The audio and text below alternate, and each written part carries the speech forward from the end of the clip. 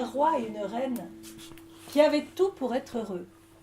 Leur royaume était prospère, ils étaient en paix avec leurs voisins, leur peuple les aimait, mais il leur manquait quelque chose. En effet, le ventre de la reine ne voulait pas s'arrondir. Il n'arrivait pas à avoir d'enfants. Et qu'est-ce que c'est qu'un royaume sans prince ou sans princesse pour le gouverner? Il y a eu donc cette chose qui était dans le regard des personnes qui écoutaient les histoires. C'est vraiment quelque chose d'enfantin, quelque chose de pur, quoi. Un jour, le roi est monté jusqu'en haut de la colline. Il a regardé vers le ciel et c'était un soir sans lune, un soir où il n'y avait que les étoiles dans le ciel. Il a regardé les étoiles, il a dit « Oh, ce que je voudrais, ça serait avoir un fils. Si j'avais un fils, je serais tellement heureux. Je serais tellement heureux que je voudrais partager ma joie. Si j'avais un fils, je ferais construire 3 puits. » Je crois qu'ici, ce qui a été l'argument, ça a été de dire, mais finalement, il y a des gens qui ont au-dessus d'une 60aine d'années, qui vont pas forcément à la piscine, qui font pas forcément les activités qui sont proposées aux autres. Pourquoi pas leur proposer le conte?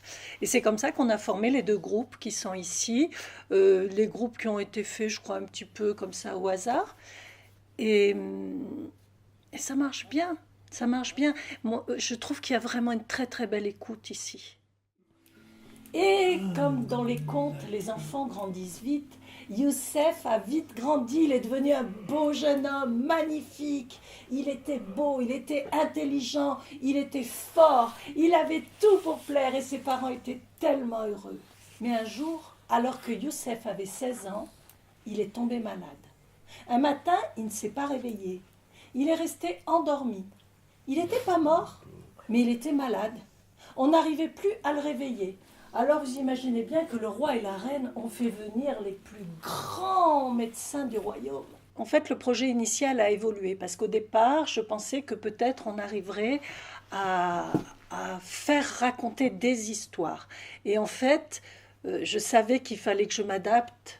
Je ne savais pas où j'allais exactement, hein. Et ce qui s'est passé, c'est qu'au niveau de l'imaginaire, il a fallu beaucoup aider.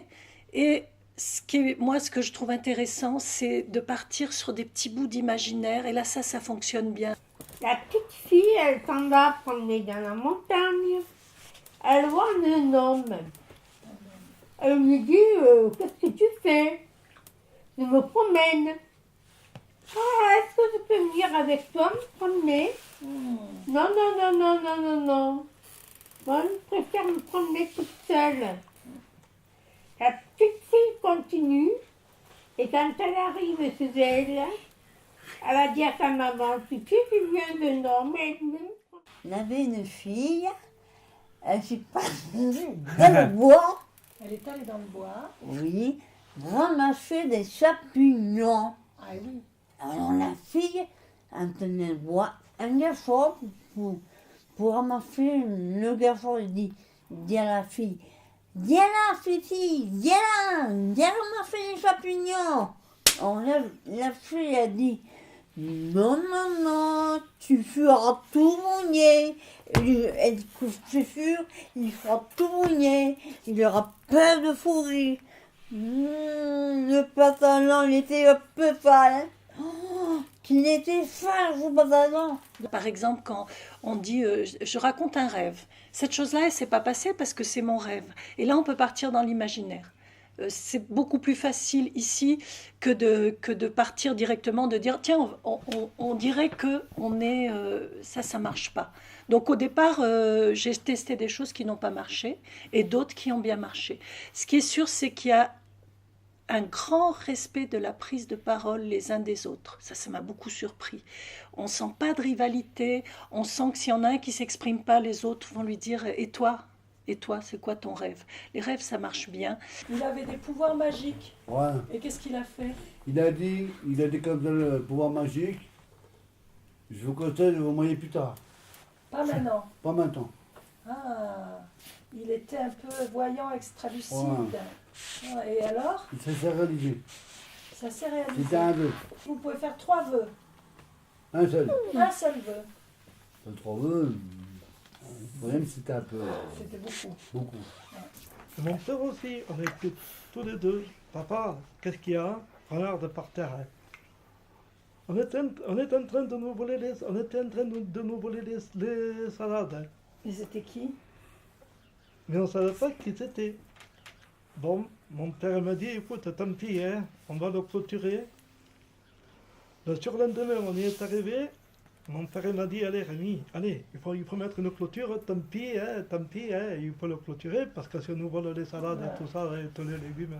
Dès les premières séances, il y a eu cette écoute les uns des autres. Alors, je ne sais pas, peut-être c'est aussi une suite d'un travail qui est fait ici, et je pense que c'est ça qui est vraiment ici, dans cet établissement, un travail de on s'écoute, on se respecte, on fait attention les uns aux autres. Moi, je le sens vraiment beaucoup dans les ateliers. Et c'est ça qui permet. Et on s'encourage. Et, Dans ton rêve. maman, elle disait, oh Christian, toi tu m'énerves, tu m'énerves, tu vas aller promener le chien. Moi je disais, non, je veux pas promener le chien, je veux pas. Non, comme dans ton histoire. Je veux pas promener le chien. Mon papa l'a dit, si tu vas y aller. Je dis, maman, lequel chien? On en avait deux. Taxacity ou Yuski?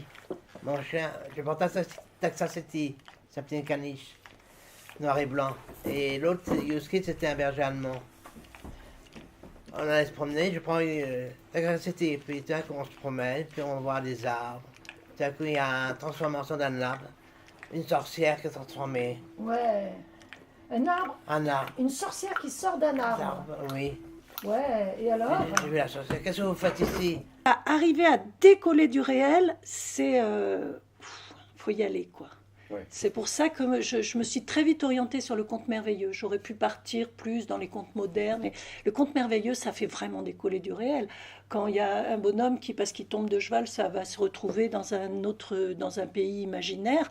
Voilà, on n'est plus dans la réalité, on n'est plus dans la cigarette, on n'est plus dans le café, on est dans le monde imaginaire avec des rois, des princesses. Il y avait besoin. L'ogre, ben oui, il est arrivé par l'est, il repart par l'ouest. Alors l'ogre, en colère, a dit: viens mon chien, viens, on va les attraper. Et l'ogre s'est mis à courir, à courir. Mais lorsque Youssef Loulia faisait un pas, il faisait 100 pas, l'ogre faisait un pas. Et oui, il faisait des pas d'ogre, des pas de géant. Alors vite, il les a aperçus au loin. Je vous vois, je vais vous attraper. Et l'ogre s'approchait, eux ils couraient, mais pensez donc l'ogre arrivait derrière eux. C'est à ce moment-là qu'elle a sorti de sa poche, vous vous souvenez qu'elle avait pris des objets magiques? Oui, Qu'est-ce qu'elle avait pris? un miroir, Oui. une épingle. Une épingle. Épingle. Elle a sorti l'épingle, elle a jeté l'épingle derrière elle, et aussitôt, il y a eu toute une forêt de piquants qui sont apparus. Et ils ont pu continuer alors que l'ogre était arrêté par cette forêt de piquants. Je me rends compte qu'il y a des choses qui reviennent et que peut-être elles ont besoin de revenir. Il y a plusieurs personnes qui nous racontent des choses qui se passent dans la forêt. La forêt, pour un conteur, symboliquement, c'est vraiment très important. Et ça vient spontanément. C'est pas moi qui, chaque fois, raconte des histoires de forêt. Donc ça m'intéresse. Par contre, dire, allez dans la forêt, raconter, je ferai pas ça. Je trouve que c'est pour ça que partir du rêve, c'est pas mal aussi, parce que chacun a son imaginaire dans son rêve. Je suis fort, dit le vent, mais Il est pas dans notre groupe, autant là, Kiki. que le mur qui m'arrête. Noël, c'est lui. Le mur arrête le vent. C'est lui. Le vent C'est lui. casse la branche qui casse la jambe de Raboukiki. Kiki de Rabouki. Le mur est très très fort, dit Raboukiki. Je suis fort, dit le mur, mais pas autant que la souris qui me grignote. La souris grignote le mur.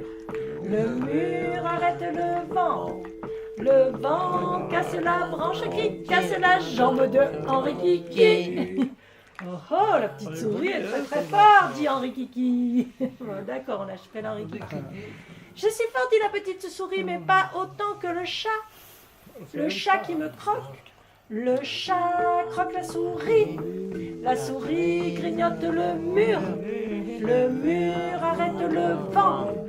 Le vent casse la branche qui casse la jambe de Henri Kiki. Oh, le chat est très très fort, dit Henri Kiki.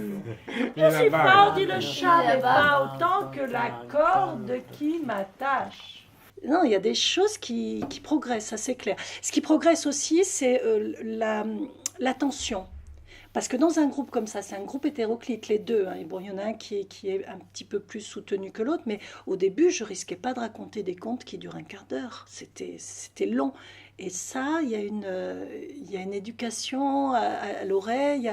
Et là, l'attention dure beaucoup plus longtemps maintenant. Donc, il y a des choses qui sont en train de s'affiner. Et devinez comment ça s'est terminé? Un mariage. Mariage. Oh, ils ont fait un beau mariage, c'était un mariage magnifique, on a invité tout le royaume et je peux vous dire que si une vieille femme arrivait en retard à ce mariage, eh bien on avait gardé des bonnes choses pour elle. Parce que Youssef, pendant tout ce voyage, avait beaucoup grandi et il était devenu un homme. Et c'est pour ça qu'il a pu se marier. Et l'histoire est terminée. Bravo.